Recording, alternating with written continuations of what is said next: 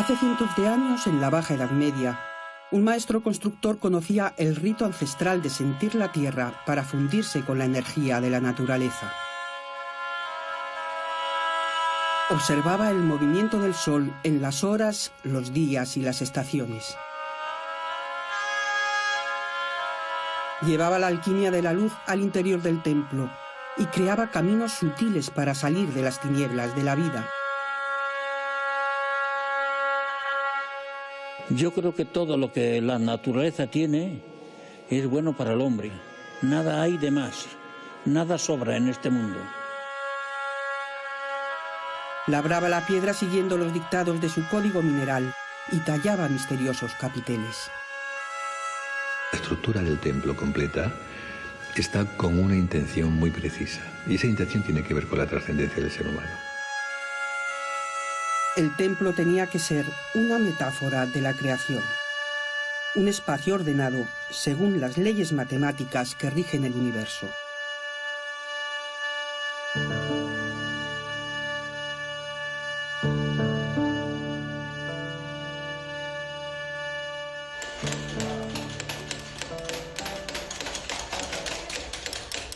«800 años separan al maestro constructor medieval de estos alumnos de la Escuela de Arquitectura de Madrid. Asisten a un taller de cantería histórica impulsado por los profesores Enrique Rabasa y Miguel Sobrino. Los estudiantes trabajan manualmente la piedra con los mismos instrumentos que un cantero de la Baja Edad Media o del Renacimiento. Es muy gracioso cuando, por ejemplo, tienen que encontrar un punto determinado para trazar una línea simplemente y les ves que están haciendo cuentas en la mesa con el lápiz, sacando raíces cuadradas, yo qué sé. O sea, digo, ¿pero qué estás haciendo? No, es que tal. Dices, no, vamos a ver. Con la escuadra, el compás, tenemos que sacarlo. El proceso que te lleva a conseguir una forma, una dovela, como puede ser algo tan sencillo como una dovela de un arco, ¿no? O una escultura o lo que sea. Ese proceso es que es lo interesante. O sea, no se trata de producir algo, sino de realizarlo y de aprender con ese proceso, ¿no? Creemos que no hacían dibujos pequeños a escala, que hacían dibujos grandes y de ahí sacaban las medidas, las plantillas para poner en la piedra, empezar a dibujar y empezar a trabajarla, aproximarse a la forma definitiva. De aquí va a salir un trocito de un arco. Están los alumnos trabajando con eso y al final cada trocito de arco que se llama dovela puesto uno al lado del otro formará el arco, ¿vale? Yo aquí he aprendido muchísimas cosas viendo trabajar los alumnos y una de ellas es que cada persona tiene una letra también sobre la piedra. O sea que vamos dejando nuestra impronta personal. La piedra es casi como una especie de sensor, ¿no? Del interés que pones en lo que estás haciendo. Y todo eso queda además impreso allí. Miguel Sobrino, que además de profesor es escultor, habla de la piedra como un material vivo, del pálpito que humaniza las obras de arte y las hace latir. Un ejemplo, yo creo, de una claridad meridiana es el monasterio del Escorial. Si ese edificio estuviese hecho exactamente con el mismo diseño, las mismas proporciones, la misma piedra, o sea, el granito de la Sierra de Madrid, todo igual, pero resuelto con máquinas, sería horrible. Sería horroroso, yo estoy convencido. Sería insoportable. La belleza del arte románico y del gótico traduce una forma de entender el mundo. José Luis Corral, profesor de Historia Medieval y escritor, nos ayuda a hacer, en el terreno de las ideas, un viaje en el tiempo para entender cómo pensaba la sociedad medieval. En la Edad Media no se entiende el mundo, tanto en el mundo judío, el mundo cristiano, el mundo musulmán, sin Dios. Dios es el gran hacedor, Dios es el gran arquitecto. Nosotros, en la Edad Media, no vamos a ser como Dios, pero vamos a intentar emular la obra divina, porque Dios es la perfección. De tal manera que los arquitectos que conocemos, que construyeron catedrales, se representan a sí mismos como maestros de la creación. Y Dios, en algunas miniaturas, en algunas vidrieras o en algunas pinturas medievales, aparece como el gran arquitecto. De hecho, en algunas pinturas medievales, Dios está construyendo, está ordenando el mundo con un compás y con una escuadra, exactamente igual que un gran maestro de obras de una catedral gótica. El mapa del conocimiento estaba mucho menos fragmentado que ahora. Música y salud, filosofía y geometría, astronomía y astrología caminaban de la mano. No en vano, por ejemplo, como ocurre en las pirámides de la meseta de Giza, en Egipto, donde las tres grandes pirámides, la de Keops, Kefren y Micerino, están ubicadas tal cual el cinturón de las estrellas de la constelación de Orión. En la Edad Media, por ejemplo, el campo de Pisa, donde está el baptisterio, donde está la torre famosa inclinada y la catedral, responden a la constelación de Aries, que es una constelación que regía, según los principios de la astronomía y sobre todo de la astrología, los orígenes, la fundación de la ciudad de Pisa. Raymond Montessi ha sido ingeniero del Laboratorio Europeo de Física de Partículas y es un gran experto mundial en arquitectura sagrada. Nada en un templo, ni siquiera la elección del lugar donde se iba a construir, era aleatorio. Une fois choisi, il y avait l'accord, bien entendu, c'est l'évêque qui était décideur dans ce cas-là. Una vez que el obispo decidía el lugar, se buscaba un patrocinador, se buscaba un maestro de obra, salvo que fuera el propio obispo el que hiciera esta función, como solía ocurrir en bastantes ocasiones. Y a partir de ese momento se iniciaban las primeras fases para construir el edificio.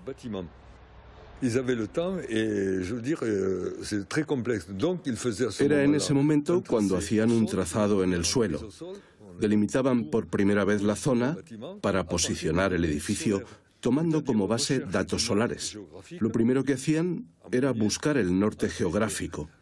Observaban la salida y la puesta del sol en el solsticio, y cuando ya se había tomado la medida de por dónde salía y se ponía el sol, esa se convertía en la primera geometría del lugar.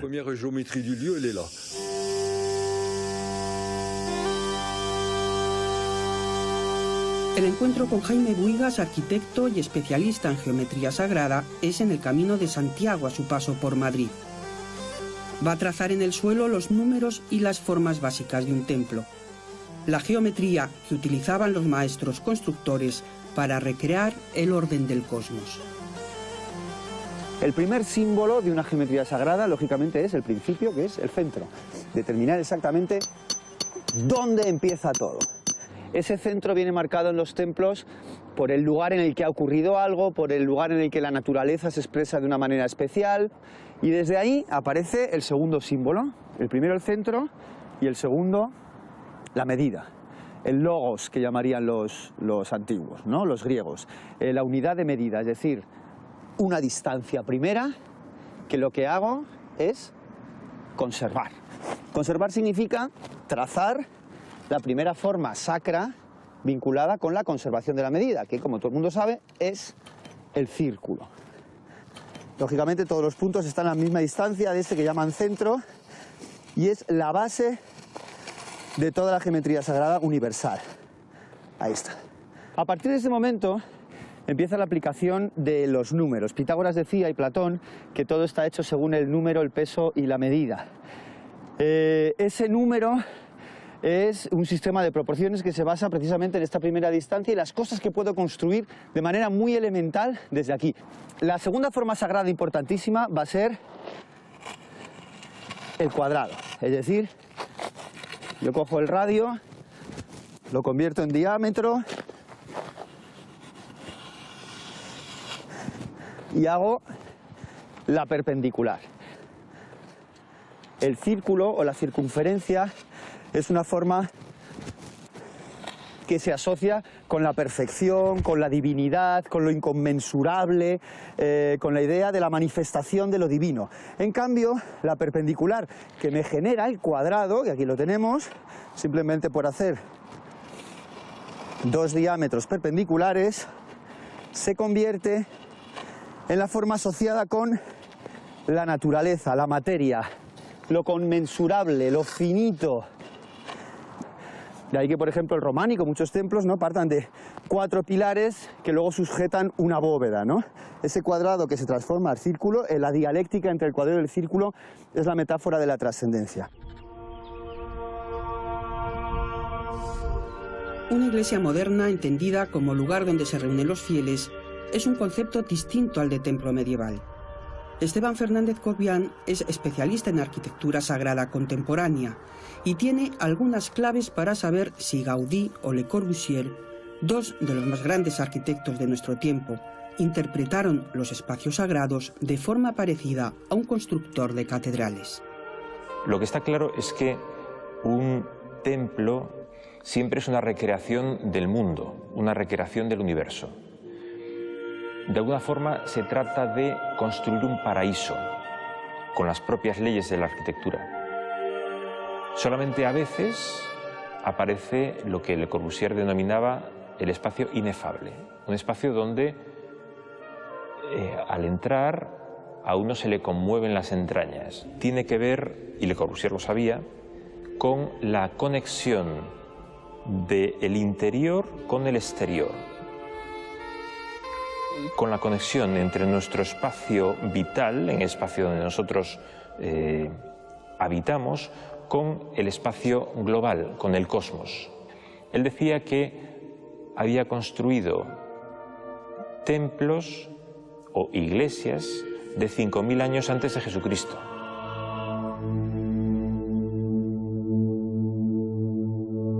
Nuestros antepasados pensaban que somos tributarios de un intercambio de energía entre la tierra y el cielo. En esos espacios de comunión están los megalitos, los templos paganos de la antigüedad, las pirámides egipcias o las catedrales.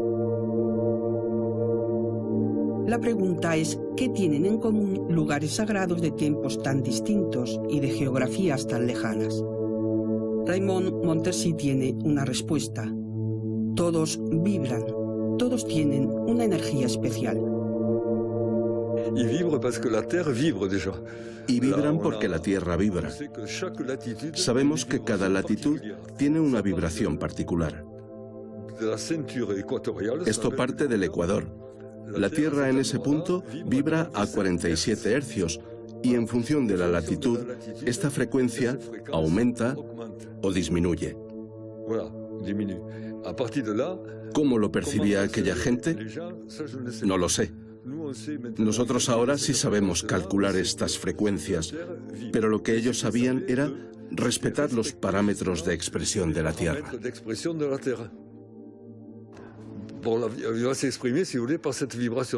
El edificio se expresa a través de la vibración y respetándola conseguimos en ese lugar la plenitud, la calma, la plenitud total.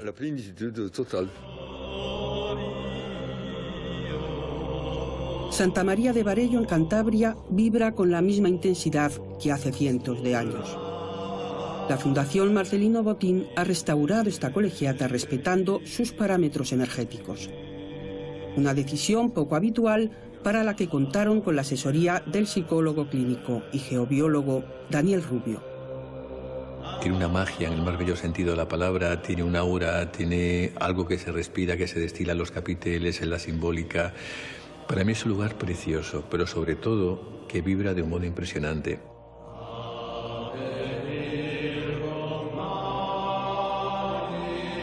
Aunque suene algo misterioso hablar de energías telúricas, son las que proceden de la Tierra. Agua subterránea, fallas y corrientes eléctricas de pequeño voltaje que tienen que ver con el movimiento de la Tierra sobre su propio eje y alrededor del Sol. Sin corriente telúrica no hay lugar sagrado. Esta es la primera clave fundamental. Es lo que se ha llamado la energía de la serpiente, la energía de la culebra, la energía del dragón. En relación a toda esta energía serpentina que va circulando por la superficie de la Tierra, se mete hacia la profundidad de la Tierra y en determinados lugares emerge. Y cuando emerge en la Tierra, pues entonces es donde aparece el lugar sagrado. El otro elemento fundamental que vamos a encontrar siempre en todo templo es el agua subterránea. La Iglesia habla con muchos lenguajes.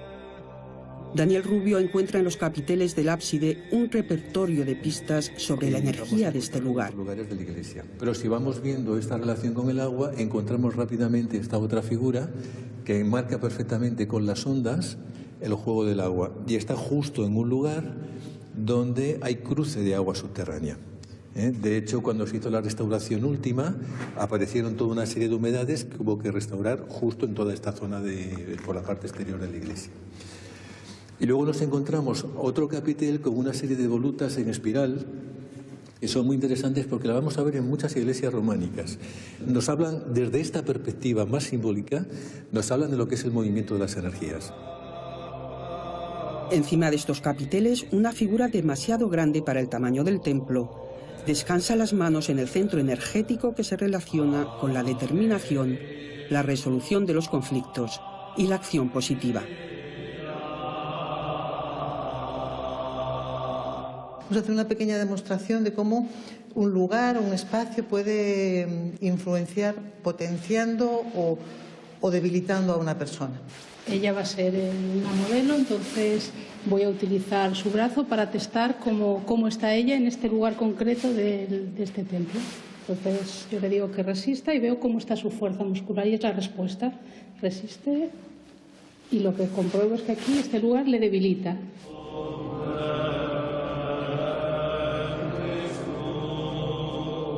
Hemos buscado otro lugar más cerca de la zona del altar donde las energías son más sutiles y vamos a ver qué ocurre ahora con su técnica. Entonces yo ahora le digo que resista y me puedo colgar del brazo y está fuerte. Es un lugar ahora en donde este lugar del templo en concreto a ella la fortalece. El cuerpo responde a la prueba de forma inconsciente. Están en el lugar donde confluyen todas las energías de la Iglesia. Nos ayuda a conectar con nosotros mismos y a reconocer nuestras emociones, cómo nos encontramos e incluso a liberarlas. Cuando tú quieres conectar con el agua subterránea, que es un elemento fundamental, conectas bien mentalmente con el agua subterránea, emocionalmente, y te abres a captarla, tu cuerpo la está captando. Buscas un elemento que amplifique esa señal y te permite ordenar la información. Esta misma técnica es la que han utilizado desde siempre los zahoríes para localizar los pozos de agua. También los maestros de obra de la Edad Media eran grandes radiestesistas. El agua se carga vibratoriamente, el agua se carga con nuestras emociones, el agua se carga con nuestros pensamientos, con lo que vamos sosteniendo. El agua se carga cuando tú estás en un lugar sagrado con la emanación que te va llegando de ese lugar sagrado, con la interacción que se va produciendo. En esta iglesia, como en casi todas, hay una corriente en la entrada que hace la función de filtro. No es casualidad que coincida con la zona donde solían colocarse las pilas bautismales. La que se conserva en Santa María de Varello es una pieza espectacular del románico y sigue en la entrada, aunque algo desplazada respecto a su posición original. Una segunda corriente separa la parte más física del templo de la más espiritual. Y una tercera atraviesa la iglesia de este a oeste. Las corrientes del dragón también trazan una cruz. En esa intersección es donde Belén y Chelo han experimentado la fuerza del templo. Las grandes construcciones que la humanidad ha hecho no tienen sentido solo como ellas mismas, como construcciones de piedra, sino que es el ser habitadas por el ser humano lo que realmente le da su dimensión y la pone en marcha, ¿no? Una iglesia es una máquina de trascendencia, salvando las distancias, algo parecido a un motor magnético con su estructura fija, su corriente y su rotor. ¿Y cuál es la pieza que gira en la iglesia? ¿Cuál es el elemento que falta en la iglesia para que ese motor esté funcionando? Se llama ser humano. Es muy importante andar. De hecho, en las iglesias no existían los bancos. Si eso lo hacemos en conciencia y encima, en grupo, todos unidos, la energía que se genera es impresionante.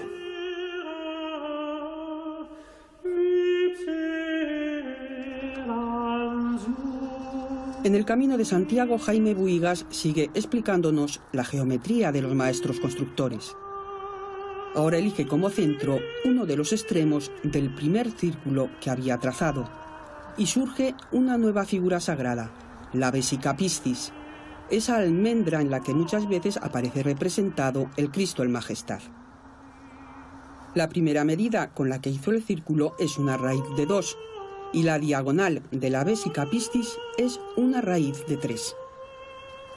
Lo bonito de la geometría sagrada es que además es muy sencilla y que las proporciones que se han utilizado en la inmensa mayoría de los templos a lo largo de todas las civilizaciones obedecen a números muy fáciles de dibujar, a lo mejor difíciles de comprender, ¿no? Los famosos números inconmensurables. Son los mismos números y medidas que le sirven para dibujar un cuadrado dentro de otro. Acaba de aparecer la idea de proporción. ¿Para qué sirve eso? Siempre se ha pensado que la idea de proporcionalidad sirve simplemente para hacer edificios estéticos, bellos. Pero es que la belleza, en el caso clásico, que es lo que se conserva después en Roma, lo que se conserva en los colegios romanos y por lo tanto en los gremios medievales de maestros constructores, la belleza no es simplemente una cosa estética, es un lenguaje a través del cual la divinidad se manifiesta. Cuando un maestro constructor en sus planos, en sus planchas de madera, de cera, en lo que pudiera, dibujaba todo esto, sabía que estaba reproduciendo la propia creación. Lo interesante es que después eso que estaba en un plano había que hacerlo así. En el terreno había que picar en un sitio, preparar el terreno y dibujar con cuerdas y con palos, así como lo estamos haciendo, exactamente ese esquema, con un carácter, cuanto más atrás nos vamos, completamente ritual, ¿no? Esto desde los egipcios sabemos que simplemente el trazado de la cruz en el suelo era un acto completamente simbólico, es el hombre que está midiendo el mundo. De hecho, esa idea de medir la tierra a través del dibujo es el origen de la palabra geometría, ¿no? La medida de la tierra.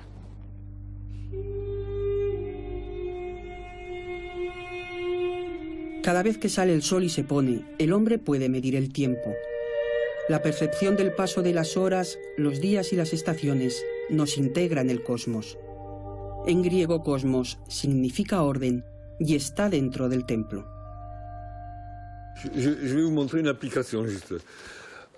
Le voy a mostrar una aplicación.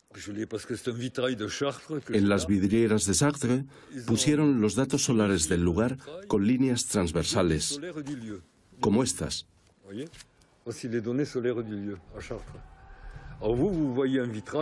Y lo hicieron en función de la latitud de allí, que entonces ya sabían calcular. Esto representa exactamente los valores de Chartres. Tenemos aquí los valores de salida del sol en el solsticio de verano, con la puesta del sol aquí, por la noche. Esto es la salida del sol en el solsticio de invierno, con su puesta por la noche. Y aquí tenemos los equinoccios. De esta forma nos dicen que en verano el sol hace este camino y en invierno hace este otro. Cuando unimos todo el conjunto se crea un cuadrilátero que yo he llamado cuadrilátero solsticial. Esta proporción cambia dependiendo de la latitud. Y así basta con aplicar la geometría determinada por el Sol para respetar las características del lugar. Los constructores de catedrales no estaban equivocados. Ahora sabemos científicamente que las matemáticas ordenan el universo. Los números y sus formas son el lenguaje a través del que se expresa la naturaleza. Patrones sencillos y eficaces que se encuentran en el orden galáctico, el crecimiento de las plantas, la estructura de las flores o la distribución de las semillas de un girasol. En los círculos, hexágonos o espirales de la naturaleza hay una belleza matemática. Detrás de números sagrados como el número phi se esconden proporciones tan familiares como la del cuerpo humano.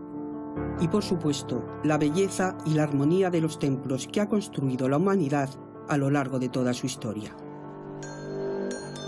La geometría sagrada reproduce el orden del universo.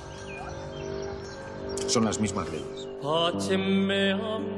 En pleno siglo XXI, Álvaro de la Torre restaura iglesias románicas o construye casas siguiendo los principios de la geometría natural. Trabaja con la filosofía de un maestro de obras de la Baja Edad Media. Eligiendo ciertos lugares sobre la superficie de la Tierra, construyendo con ciertos materiales, empleando cierto tipo de proporciones, se potencia la posibilidad del otro trascendental.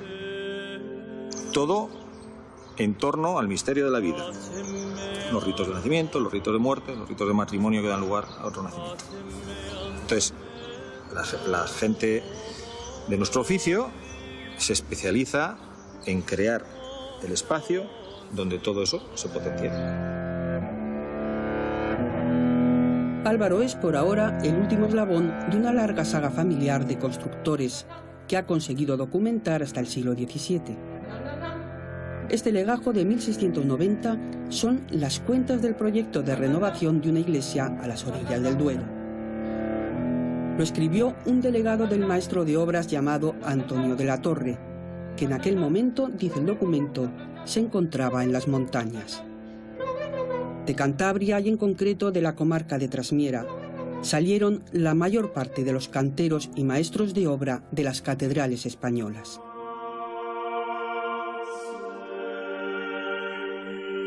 Si tú manejas un sistema de proporciones que está de acuerdo con la Tierra, eso influye, por ejemplo, acústicamente. Cuando la gente se ponía a tocar instrumentos o a cantar en una iglesia, un sonido maravilloso. ¿Por qué? Pues porque las alturas de la nave están construidas según las proporciones de la escala musical. Un espacio sagrado es un lugar que podemos construir para que anide el espíritu. Cuando se levantaron las iglesias del Camino de Santiago, del Camino de las Estrellas, los peregrinos conocían el significado profundo de los templos de la ruta jacobea.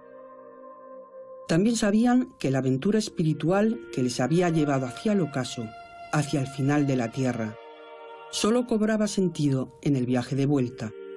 Al regresar, siempre caminaban hacia la luz. Orar hacia Oriente es una costumbre antiquísima de los cristianos que de alguna forma recoge todos esos cultos solares para adorar a Jesucristo que ha nacido en Oriente, que volverá a venir desde Oriente y que desde allí nos trae la luz. La luz ordena el templo desde la parte más profana a la más sagrada. Primero el atrio, un espacio intermedio entre el exterior y el interior. Luego el nártex, el lugar reservado a los penitentes y a quienes se van a bautizar. Y solo después, la puerta. Atravesar una puerta es un acto intencional y es un acto siempre simbólico. Es una metáfora muy sencilla del camino espiritual del fiel, que pasa del pecado a la gracia, de la oscuridad a la luz. Por eso la puerta siempre se coloca a occidente y el altar siempre se coloca a oriente, a la salida del sol. No hay que olvidar que hasta hace más o menos un siglo no había luz eléctrica en las iglesias. La liturgia tenía que celebrarse de día. Eso quiere decir que las iglesias estaban pensadas para que la iluminación incidiera en determinados puntos concretos, pues a mediodía o en las horas centrales del día, y que esta iluminación cambiara también según se iba moviendo el sol a lo largo del año. En el equinoccio de primavera, cuando la luz vence a la oscuridad, el último rayo del sol poniente ilumina la Anunciación de la Virgen en la iglesia románica de San Juan de Ortega. 9 meses después se celebra el nacimiento de Jesús. Es el día del solsticio de invierno.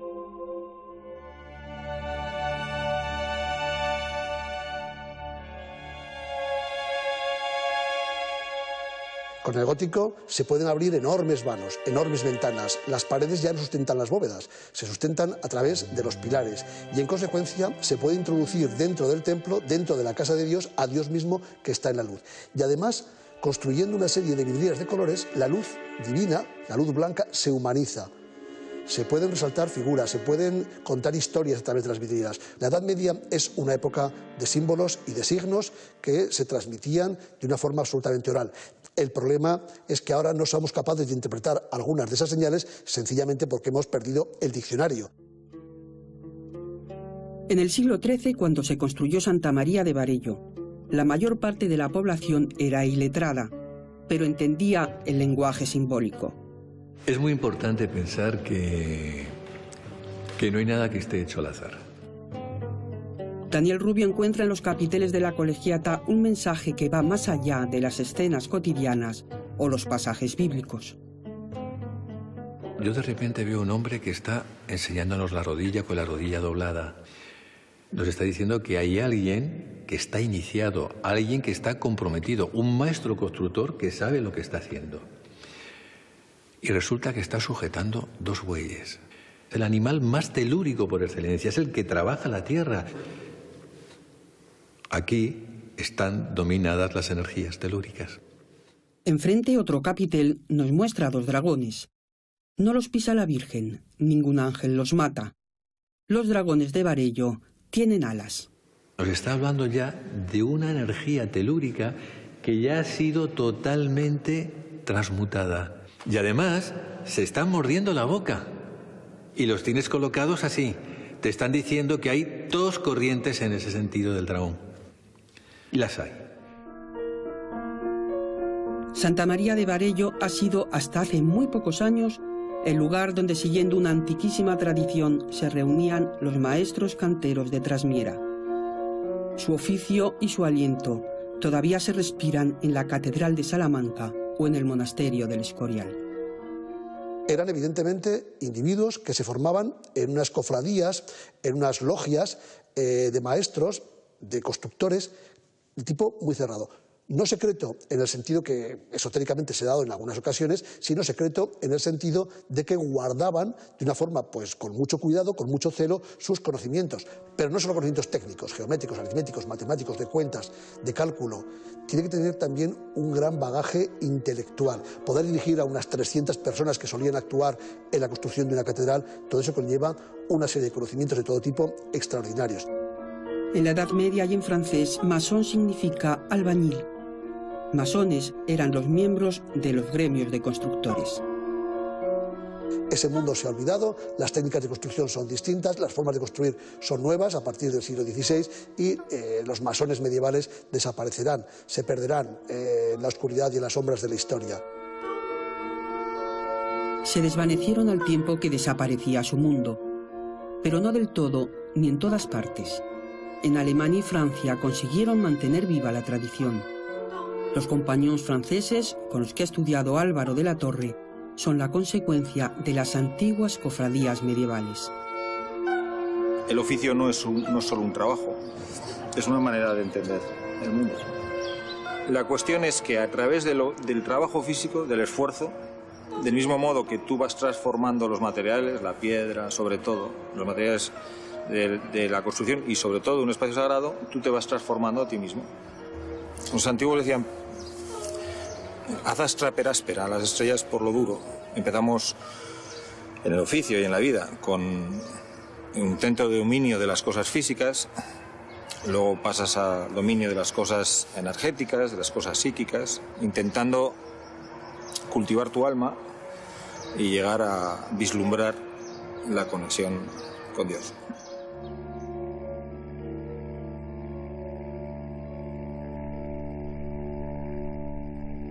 En la interminable llanura de la Tierra de Campos, cerca de una aldea que antiguamente se llamaba Villa Sirga, la Orden del Temple levantó una iglesia dedicada a Santa María la Blanca.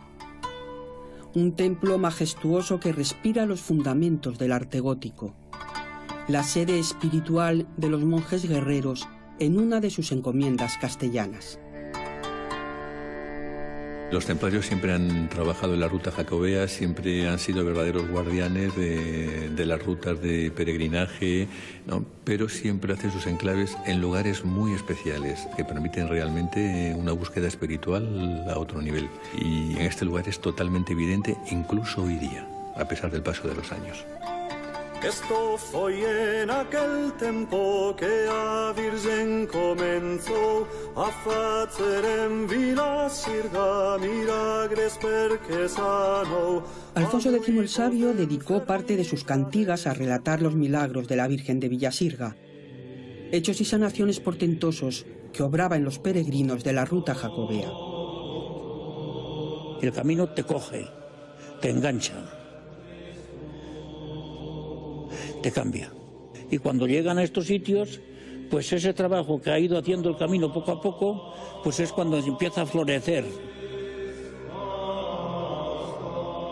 Lo mismo que el camino, que siempre hace su trabajo, la Iglesia también hace su trabajo. Es un ordenador. Es uno de los mejores ordenadores que tenemos. Si sabemos manejar los programas que nos permite una iglesia, entonces nos vamos a encontrar con resultados impresionantes. Daniel Rubio ha estudiado los parámetros geobiológicos del templo y ha encontrado 4 grandes corrientes del dragón y hasta 7 corrientes de agua subterránea. Un monje templario lo hubiera definido como un atanor alquímico. Marinati es una de las pocas personas que ha sobrevivido a quemaduras en el 80% de su cuerpo. Ese milagro tras un terrible accidente se lo debe a los médicos del Hospital Valdebrón. El fuego abrasó su cuerpo y le robó la sensibilidad. Años después la ha encontrado, aunque de otra manera, en un curso para aprender a sentir la energía. Lo que más me impresionó fue cuando hicimos lo del resentir. La primera vez que sentí algo fue cuando hicimos ese ejercicio. Y es que es una cosa difícil de explicar, pero sencillo, no sé. Cogiendo las energías con las manos.